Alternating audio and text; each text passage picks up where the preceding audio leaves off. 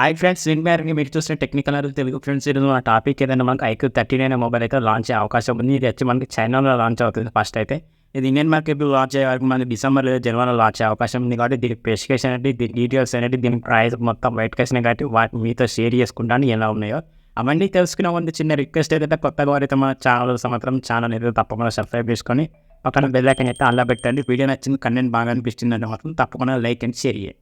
And ఇక mobile చూసుకున్న మాత్రం మొబైల్ అయితే చాలా ఎక్సలెంట్ మొబైల్ అని చెప్పుకోవచ్చు. ఎందుకంటే డిజైన్ పరంగా చూసుకున్న మాత్రం ఈసారి డిజైన్ అనేది కొంచెం డిఫరెంట్గా ఉందని చెప్పుకోవచ్చు. ఎందుకంటే iQOO 12 డిజైన్ ఎక్సలెంట్గా ఎలా ఉందో దానికంటే కొంచెం ఇంప్రూవ్ చేశారని చెప్పుకోవచ్చు. డిజైన్ ఒకసారి డిస్ప్లే చేస్తాను చూడండి. మీకు నచ్చిందా నచ్చలేదు తప్పకుండా కామెంట్ అయితే రిప్లై ఇవ్వండి. అలాగే డిజైన్ విషయం పక్కా పెట్టినా కూడా స్పెసిఫికేషన్ చూసుకున్న మాత్రం అమేజింగ్ అని చెప్పుకోవచ్చు. స్పెసిఫికేషన్ పరంగా చూసుకుంటే మెయిన్ ప్రాసెసర్ విషయానికి వస్తే ప్రాసెసర్ పరంగా చూసుకున్న మాత్రం రెండు డౌట్ అనేది ఉన్నాయి ఫ్రెండ్స్. డౌట్ ఏంటంటే స్నాప్డ్రాగన్ నుంచి 8 ప్రాసెసర్ లేదా ఎంజిన్ 4 ప్రాసెసర్, ఈ రెండు ప్రాసెసర్లో మనకి ఏ ప్రాసెసర్ లాంచ్ అవుతుందో తెలియదు. కానీ మేబీ నాకు లీకేజ్ అయిన పరంగా చూసుకున్న మాత్రం ప్రాసెసర్ వచ్చి స్నాప్డ్రాగన్ నుంచి 8 Gen 4 ప్రాసెసర్ లభిస్తుంది. ఈ ప్రాసెసర్ చాలా బెస్ట్ ప్రాసెసర్ చెప్పుకోవచ్చు, కొత్త ప్రాసెసర్ అని చెప్పుకోవచ్చు. దీనికి ప్రైమరీ క్లాస్ స్పీడ్ వచ్చి మనకి 3.6 GHz క్లాస్ స్పీడ్ లభిస్తుంది. ఇది చాలా బెస్ట్ ప్రాసెసర్ అని చెప్పుకోవచ్చు. ఈ ప్రాసెసర్లో మనం గేమింగ్ పర్ఫార్మెన్స్ చూసుకున్న మాత్రం ప్రో లెవెల్ గేమ్స్ అయితే ఆడుకోవచ్చు. ఎంత హెవీగా గేమింగ్ పర్ఫార్మెన్స్ చేసినా కూడా చాలా బెటర్ అవుట్పుట్ అయితే లభిస్తుంది. బీజీఎం గేమ్స్ అంటే మనకి 60-90 FPS అయితే గేమ్స్ అయితే చాలా ఎక్సలెంట్గా హ్యాండిల్ చేస్తాయి. ఎవరైతే బెస్ట్ గేమింగ్ మొబైల్ వాడాలనుకున్న మాత్రం ఒకసారి అయితే దీని అయితే లుక్ అని చాలా బెస్ట్ ప్రాసెసర్ అని చెప్పుకోవచ్చు. ఈసారి ఇందులో కొత్త ప్రాసెసర్ లాంచ్ చేస్తున్నారు కాబట్టి చాలా బెస్ట్ ప్రాసెసర్ అని చెప్పుకోవచ్చు. ఎందుకంటే ఈ ప్రాసెసర్ మీకు నచ్చిందా నచ్చలేదు తప్పకుండా కామెంట్ అయితే రిప్లై ఇవ్వండి. నన్ను అడిగితే మాత్రం ప్రాసెసర్ అయితే చాలా హైలైట్ ప్రాసెసర్ అని చెప్పుకోవచ్చు. ఎవరికైతే బెస్ట్ పర్ఫార్మెన్స్ కావాలనుకుంటే వాళ్ళకైతే ఈ ప్రాసెసర్ అనేది చాలా ఎక్సలెంట్గా సూట్ అవుతుంది. అలాగే మల్టీ టాస్కింగ్ ఇంత హెవీగా యూజ్ చేసినా మాత్రం చాలా బెస్ట్గా వర్క్ అవుతుంది. ఈ ప్రాసెసర్ అనేది చాలా బెస్ట్ ప్రాసెసర్ అని చెప్పుకోవచ్చు. అలాగే దీంతో పాటు మనం డిస్ప్లే వెళ్ళిపోతే మాత్రం డిస్ప్లే కూడా చాలా అమేజింగ్ అని చెప్పుకోవచ్చు. ఎందుకంటే మనకి 6.7 ఇంచ్ AMOLED డిస్ప్లే లభిస్తుంది. AMOLED డిస్ప్లే ఒక ప్లస్ పాయింట్ ఏంటంటే మనకి కలర్ కలర్స్ E6 అనే డిస్ప్లే కూడా లభిస్తుంది. అంటే చాలా చూడనీకి అయితే అట్రాక్టివ్ అని చెప్పుకోవచ్చు. ఎందుకంటే కలర్స్ అయితే న్యాచురల్గా కనిపిస్తాయి. మనకు 1 బిలియన్ వరకు అయితే కలర్స్ అనేది న్యాచురల్గా కనిపిస్తాయి. కాబట్టి డిస్ప్లేలో కాంప్రమైజ్ అయితే లేదు, చాలా బెస్ట్ డిస్ప్లే అని చెప్పుకోవచ్చు. ఇది కూడా మనకు కర్వ్ డిస్ప్లే లభిస్తుంది. అలాగే డిస్ప్లే ప్రొడక్షన్ వచ్చి మనకు కొన్నింగ్ విక్టర్ 2తో ప్రొడక్షన్ లభిస్తుంది కాబట్టి చాలా బెస్ట్ ప్రొడక్షన్ అని చెప్పుకోవచ్చు. అలాగే డిస్ప్లే వచ్చి మనకి 144 రీపేస్తో లభిస్తుంది. డిస్ప్లే ఒక ప్లస్ పాయింట్ అనేది మనకి HDR10+ సపోర్ట్ ఉంది. డిస్ప్లే బ్రైట్నెస్ విషయానికి వస్తే మనకు 4000 నిట్స్ వరకు అయితే పీక్ బ్రైట్నెస్ ఉంటుంది కాబట్టి చాలా బెస్ట్ బ్రైట్నెస్ అని చెప్పవచ్చు. సన్లైట్లో డిస్ప్లే అనేది చాలా అద్భుతంగా యూజ్ అవుతుంది. మనకి అయితే సన్లైట్లో ఉండడం వల్ల మనకు డిస్ప్లే అనేది న్యాచురల్గా కనిపిస్తుంది కాబట్టి డిస్ప్లే అయితే నాకైతే కొంచెం బెటర్ అనిపించింది.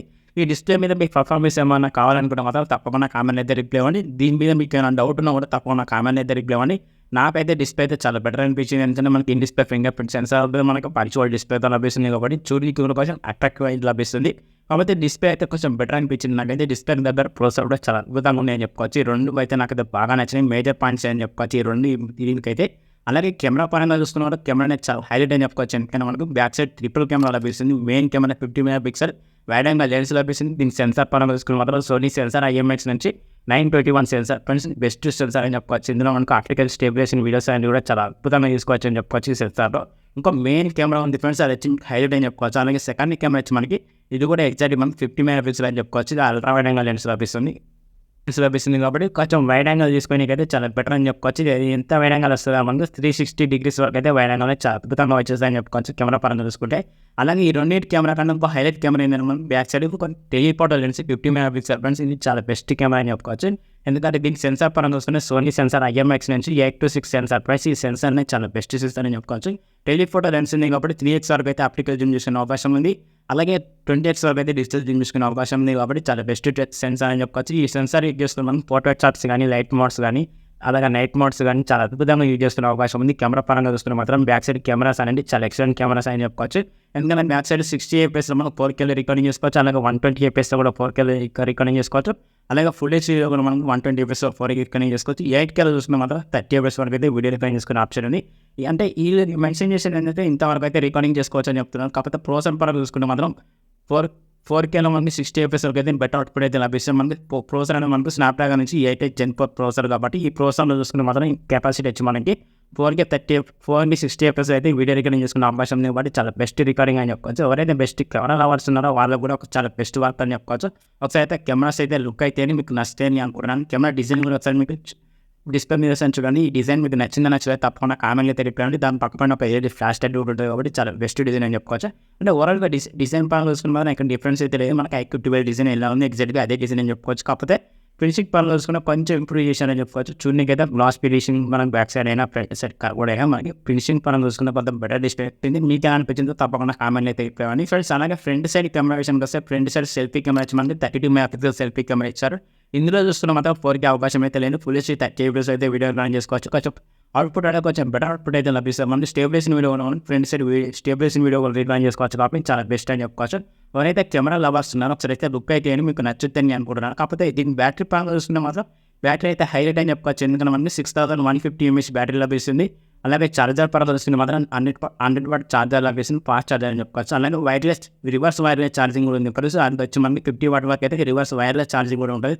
చాలా బెస్ట్ చార్జర్ అని చెప్పుకోవచ్చు. బ్యాటరీ బ్యాకప్ అనేది చూసుకుంటే మాత్రం 1.5 day వరకు అయితే బ్యాటరీ బ్యాకప్ వస్తుంది. ఎంత హెవీగా అయినా కూడా అంటే ఓవరాల్గా నార్మల్గా వాడితే మాత్రం 2 days వరకు అయితే బ్యాటరీ బ్యాకప్ వస్తుంది. కాకపోతే వీళ్ళు చేసే మెన్షన్సే నార్మల్గా యూజ్ చేస్తున్న మాత్రం 1 day వరకు అయితే బ్యాటరీ బ్యాకప్ వచ్చేస్తుంది. కంటిన్యూగా యూజ్ చేసుకున్న మాత్రం 9 నుంచి 10 hours వరకు బ్యాటరీ బ్యాకప్ వస్తుంది. ఎంత హెవీ బ్యాటరీ అయినా కూడా మనకు బ్యాటరీ బ్యాకప్ అనేది ఓన్లీ 1 day వరకు అయితే బ్యాటరీ బ్యాకప్ వస్తుంది. ఇది ఒకటైతే గుర్తుపెట్టుకోండి ఫ్రెండ్స్. కాకపోతే మనకి 6150 mAh బ్యాటరీ కాబట్టి ఈ బ్యాటరీ అంత హెవీగా అయితే ఉండలేదు, కొంచెం నార్మల్గా ఉంటుంది. ఎందుకంటే మనకు ఈ బ్యాటరీ తయారు చేసిన డేతో అయితే మనకు సిలికాన్ కార్బన్ తో తయారు చేస్తారు ఈ బ్యాటరీ అనేది. ఈ బ్యాటరీ కొంచెం లైట్ వెయిట్ అయితే లభిస్తుంది కాబట్టి చేతిలో పట్టుకోనికి గ్రిప్ కూడా కొంచెం అద్భుతంగా ఉందని చెప్పుకోవచ్చు. అంత లైట్ వెయిట్ అయితే ఉంటుంది ఫ్రెండ్స్. మొబైల్ అయితే మనకి అంత వెయిట్ అయితే అనిపించదు. మొబైల్ చూసుకున్న మాత్రం చాలా అద్భుతం అని చెప్పుకోవచ్చు. వీటి స్పెసిఫికేషన్ చూసుకుంటే ఇలా ఉన్నాయి ఫ్రెండ్స్. ఇప్పటివరకు డెలివరీ అయిన స్పెసిఫికేషన్ అయితే ఇలా ఉన్నాయి. మరిన్ని స్పెసిఫికేషన్ తెలుసుకునే ముందు చిన్న రిక్వెస్ట్ ఏంటంటే కొత్తగా ఎవరైతే మన ఛానల్ వస్తే మాత్రం ఛానల్ అయితే తప్పకుండా సబ్స్క్రైబ్ చేసుకోండి. అలాగే వీడియో నచ్చిన కంటెంట్ బాగా ఉంటుంది మాత్రం ఒక లైక్ అండ్ షేర్ చేయండి. సో మిగతా స్పెసిఫికేషన్ పరంగా చూసుకున్న మాత్రం ఇందులో ఆండ్రాయిడ్ ఛానల్ 14 లభిస్తుంది. అలాగే మనకు ఇందులో యూఏ గురించి వస్తాం. మనం పంటచ్ 15తో లభిస్తుంది. చాలా బెస్ట్ అని చెప్పుకోవచ్చు. 14 కాదు, అప్డేట్ అయ్యి మనకి 15 అయితే లాంచ్ చేశారు. మనకు అవుట్ ఆఫ్ ది బాక్స్ పంటచ్ 15 లభిస్తుంది. చాలా బెస్ట్ అని చెప్పుకోవచ్చు. అలాగే ర్యామ్ ర్యామ్ విషయానికి వస్తే బేస్ మోడల్ మనకు 12 GB ర్యామ్ లభిస్తుంది. అలాగే వర్చువల్ ర్యామ్ వచ్చి 8 GB లభిస్తుంది. స్టోరేజ్ పరంగా వస్తున్న మాత్రం 256 స్టోరేజ్ లభిస్తుంది. అలాగే 128 స్టోరేజ్ లభిస్తుంది. వీటి కెపాసిటీ వచ్చి మనకి LPDDR 5X ర్యామ్ లభిస్తుంది. స్టోరేజ్ కెపాసిటీ వచ్చి మనకి UFS నుంచి 4.0 లభిస్తుంది. అంటే బెస్ట్ అని చెప్పుకోవచ్చు. పర్ఫార్మెన్స్ చూసుకుంటే మాత్రం ర్యామ్ కెపాసిటీ కూడా అద్భుతంగా ఉంది. స్టోరేజ్ కెపాసిటీ కూడా చాలా అద్భుతంగా ఉంది అని చెప్పుకోవచ్చు. ఫాస్ట్ అని చెప్పుకోవచ్చు. కెపాసిటీ చూసుకున్న మాత్రం వీటి అప్డేషన్ వస్తే మాత్రం 2+3 years వరకు అయితే అప్డేట్స్ అయితే లభిస్తాయి. అయితే గుర్తుపెట్టుకొని ఓవరాల్గా స్పెసిఫికేషన్ చూసుకుంటే ఇలా ఉన్నాయి. కాకపోతే ఇంకా మెయిన్ వచ్చింది డాల్బీ అట్మాస్, డాల్బీ విజన్, ఇలాంటివి అయితే సపోర్ట్ అయితే లేవు. కాకపోతే స్టీరియో స్పీకర్, లౌడ్ స్పీకర్ ఇవి అయితే ఉన్నాయి. 3.5 mm జాక్ కూడా లేదు. మనకు టైప్ సి లభిస్తుంది కాబట్టి మనం 3.5 mm జాక్ అనేది ఎక్స్పెక్ట్ చేయకూడదు. చాలా బెస్ట్ స్పెసిఫికేషన్ చూసుకుంటే ఓవరాల్గా నాకైతే వర్త్ అనిపించింది. ఈ స్పెసిఫికేషన్ మీకు ఎలా అనిపించినాయి తప్పకుండా కామెంట్ అయితే రిప్లై. ఇందులో మెయిన్ కూడా హైలైట్ అయిందని మనకి IP68 రేటింగ్ ఉంది కాబట్టి చాలా బెస్ట్ అని చెప్పుకోవచ్చు. ఓవరాల్గా స్పెసిఫికేషన్ అయితే ఇలా ఉన్నాయి ఫ్రెండ్స్. ఇప్పటివరకు క్లియర్ స్పెసిఫికేషన్ అయితే మీతో షేర్ చేసుకున్నాను. అలాగే ప్రైస్ విషయానికి వస్తే ప్రైస్ వచ్చి మనకి ఎంత లేదా మనకు 50 నుంచి 60,000 లాంచ్ చేసే అవకాశం ఉంది. ఈ ప్రైస్ రేంజ్లో లాంచ్ చేసే అవకాశం ఉన్నాయి కాబట్టి ఈ ప్రైస్ రేంజ్ ఈ మొబైల్ హిట్టా కాదా మీ ఉద్దేశం ఏమన్నా తప్పకుండా కామెంట్ అయితే రిప్లై ఇవ్వండి. నన్ను అడిగితే మాత్రం ఒక 45 నుంచి 50 లోపు పెడితే మాత్రం చాలా బెస్ట్ హిట్ అవుతుందని నేను అనుకుంటున్నాను. మీ ఉద్దేశం ఏమన్నా తప్పకుండా కామెంట్ అయితే రిప్లై ఇవ్వండి. ఓకే ఫ్రెండ్స్, మీకు క్లారిటీ వచ్చిందని నేను అనుకుంటున్నాను. క్లారిటీ వస్తే మాత్రం తప్పకుండా ఛానల్ అయితే సబ్స్క్రైబ్ చేసుకొని పక్కన బెల్ ఐకాన్ దానిలో పెట్టండి. వీళ్ళ సమాచారం తప్పకుండా లైక్ అండ్ షేర్ చేయండి. ఓకే ఫ్రెండ్స్, నేను మీరు చూసిన టెక్నికల్ తెలుగు మరో కొత్త మొబైల్ కొత్త వివరిస్తాం. మళ్ళీ కలుద్దాం. టాటా బాయ్.